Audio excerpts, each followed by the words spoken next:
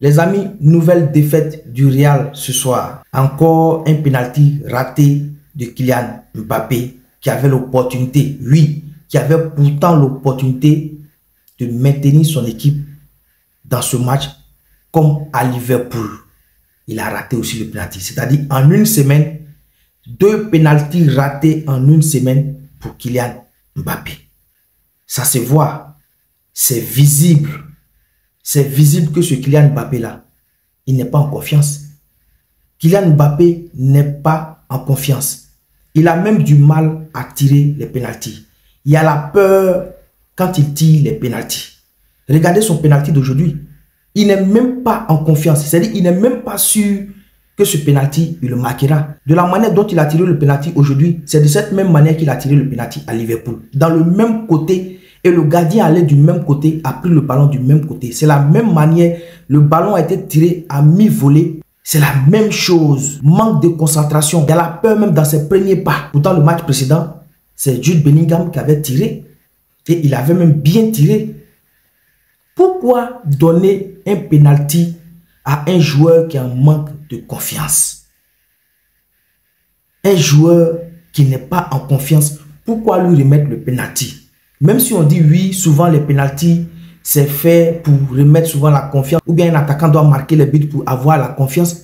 Mais ce n'est pas le cas de Kylian Mbappé. Si Kylian Mbappé doit se remettre en confiance, ce n'est pas dans les pénaltys qu'il va se remettre en confiance. Kylian Mbappé doit se remettre en confiance en sortant le grand jeu comme il le faisait à Paris.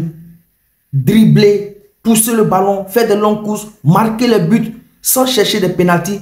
C'est ce qui va redonner la confiance à ce Kylian Mbappé. Mais Kylian Mbappé que nous voyons, il a encore les pieds plantés dans le gazon. Les pieds de Kylian Mbappé sont plantés dans le gazon. Il n'arrive pas à marquer les buts. Il a un manque de confiance. Et je pense que, pour moi, Carlo Ancelotti doit prendre ses responsabilités.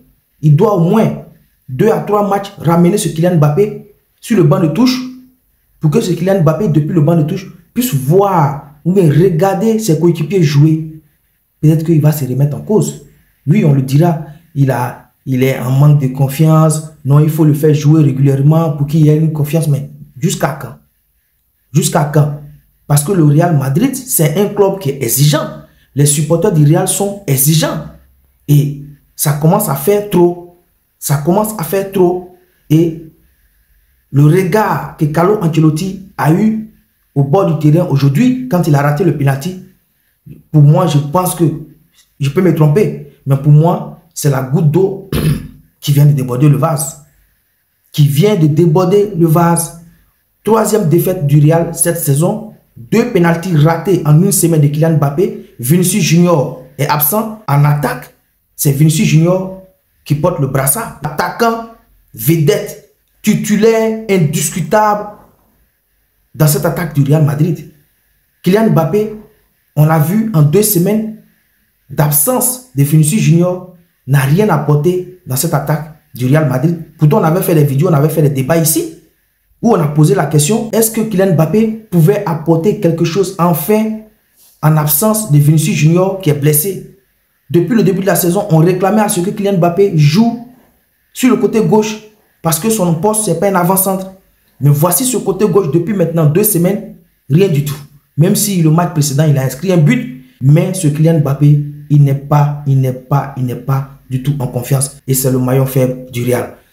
Carlo Ancelotti, s'il veut maintenir son poste, doit rapidement régler cette histoire de Kylian Mbappé. Soit il retourne sur le banc, ou il doit imaginer quelque chose d'autre pour que ce Real-là puisse se remettre en place. Sinon, lui-même, sa tête sautera bientôt.